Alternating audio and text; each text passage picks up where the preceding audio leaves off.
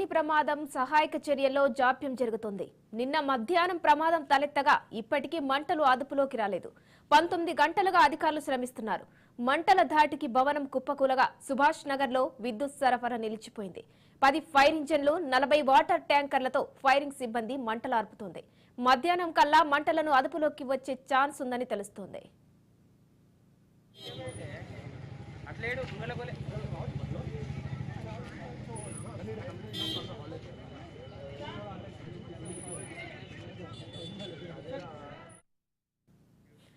మరోవైపు విద్యుత్ అధికారుల నిర్లక్ష్యం కారణంగానే సహాయక చర్యల్లో జాప్యం జరిగిందని ఫైర్ సిబ్బంది చెబుతోంది. అగ్ని ప్రమాదం జరిగిన సమయంలో విద్యుత్ వైర్లను కట్ చేయాలని సూచించినా పవర్ కట్ చేయకుండా ఆలస్యం చేశారని ఫైర్ సిబ్బంది ఆగ్రహం వ్యక్తం చేస్తుంది. ఇద్దరు ఫైర్ సిబ్బందికి షాక్ తగలడంతో అప్పటికప్పుడు విద్యుత్ నిలిపివేశారని చెబుతున్నారు. విద్యుత్ సిబ్బంది నిర్లక్ష్యంతోనే మంటలు పెరిగాయని ఫైరింగ్ అధికారులు తెలిపారు.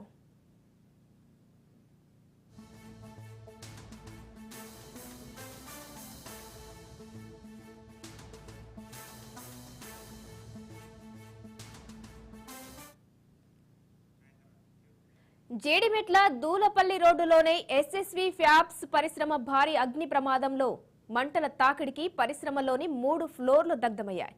ఓ భవనం కుప్పకూలింది. అగ్ని ప్రమాదం సంభవించగానే పరిశ్రమలోని కార్మికులంతా బయటకు పరుగులు తీసి ప్రాణాలు దక్కించుకున్నారు. పోలీసులు, స్థానికులు, అగ్నిమాపక శాఖ అధికారులు చెప్పిన వివరాల ప్రకారం జేడిమెట్ల ఫేజ్ 5 దూలపల్లి రోడ్డులో సిరాజుద్దీన్ అనే వ్యక్తి ఎస్ఎస్వి ఫ్యాబ్స్ పేరిట ప్లాస్టిక్ బ్యాగులు తయారు చేసే పరిశ్రమను నడుపుతున్నాడు.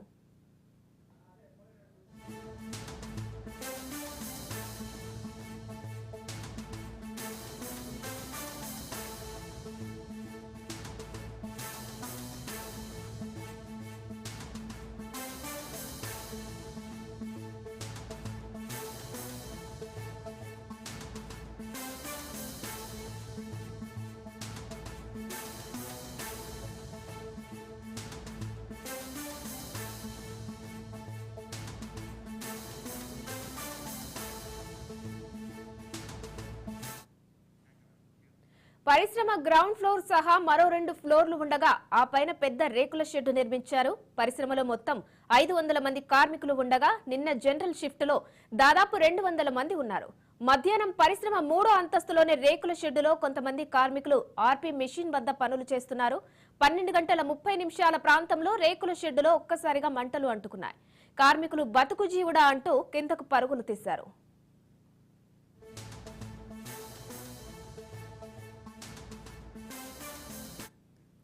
వెంటనే సమాచారం అందుకున్న జీడిమెట్ల అగ్నిమాపక శాఖ సిబ్బంది ఘటనా స్థలానికి చేరుకున్నారు.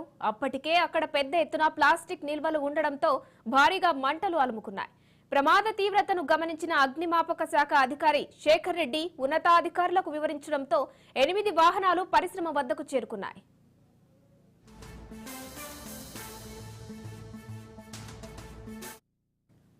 దాదాపు 5 ఫైర్ స్టేషన్ల నుంచి వచ్చిన 50 మందికి పైగా అగ్నిమాపక సిబ్బంది మంటలను ఆర్పేందుకు తీవ్రంగా శ్రమించారు. 3వ అంతస్తులోకి నీటిని చిమ్మడం కష్టంగా మారడంతో బ్రాంటో సైకో లిఫ్ట్ ను తెప్పించారు. మంటలు అర్ధరాత్రి వరకు కూడా అదుపులోకి రాలేదు.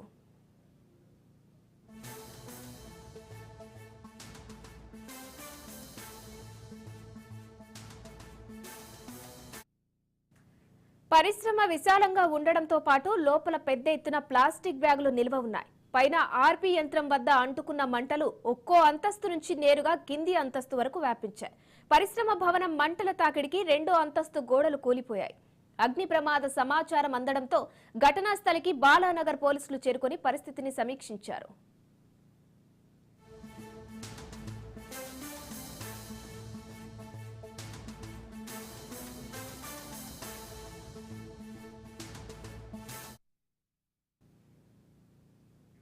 జేడిమెట్ల అగ్ని ప్రమాద ఘటనకు సంబంధించి మరింత సమాచారం మా ప్రతినిధి తేజ ఘటనా స్థలి నుంచి లైవ్ లో అందిస్తారు. తేజ, నిన్న మధ్యాహ్నం జరిగిన ఈ ఇన్సిడెంట్ ఇప్పుడు వరకు కూడా మంటలు ఆర్పే ఇంకా అదుపులోకి రాలేదు. సో ఇంకా ఎలాంటి సహా చర్యలు చేపడుతున్నారు అక్కడ తేజ?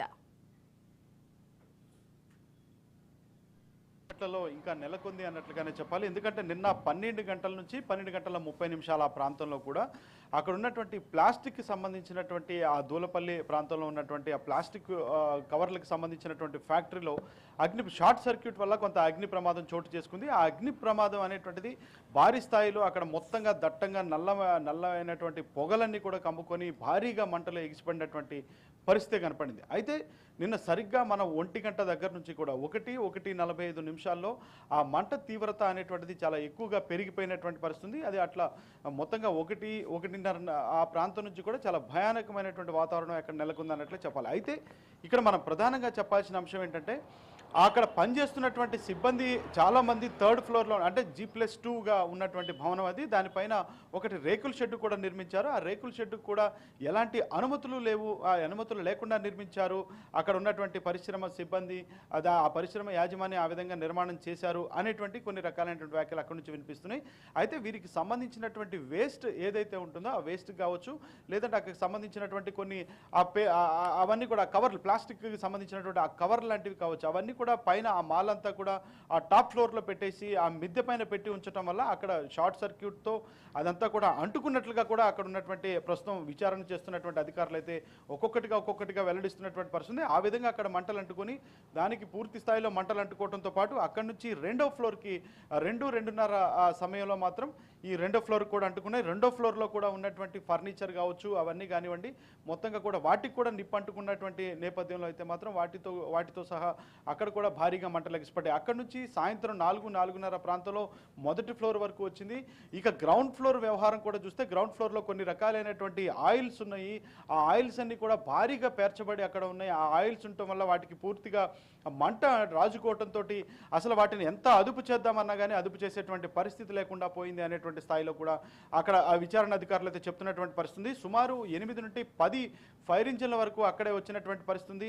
20 నుంచి 30 వరకు కూడా వాటర్ ట్యాంకర్లు నిరంతరం వాటర్ సప్లైని అక్కడ చేస్తూనే ఉన్నారు. అయినప్పటికీ కూడా ఇటు ఫైర్ సిబ్బంది చేరుకున్నారు. 3 పోలీస్ స్టేషన్లకు సంబంధించి ఇటు బాలానగర్ పోలీస్ స్టేషన్ కానివ్వండి, జిడిమెట్ల కుత్బుల్లాపూర్కి సంబంధించినటువంటి పోలీస్ స్టేషన్లు కానివ్వండి, ఆ చుట్టుపక్కల పరిసర ప్రాంతాల్లో ఉన్నటువంటి 3 పోలీస్ స్టేషన్ల పరిధిలో ఉన్నటువంటి సిబ్బంది మొత్తం అక్కడే ఉన్నారు. ఆ డిఆర్ఎఫ్ సిబ్బంది అక్కడే ఉన్నారు. మొత్తంగా ఫైర్ సేఫ్టీ సిబ్బంది అక్కడే ఉన్నారు. మొత్తంగా ఫైర్ సేఫ్టీకి సంబంధించినటువంటి అంటే వారంతా కూడా ఫైర్ సిబ్బంది అంతా కూడా అక్కడ ఎంత తీవ్రంగా ప్రయత్నించినప్పటికీ కూడా నిన్న సాయంత్రం 5:30 సమయం మాత్రం దాటేసరికి విపరీతమైనటువంటి పరిస్థితి మరింత చేయి దాటిపోయే పరిస్థితిగా వెళ్ళిపోయింది. మొత్తంగా భారీగా మంటలు చెలరేగినటువంటి పరిస్థితిగానే మనం చెప్పాలి. Uma, right, thank you Teja.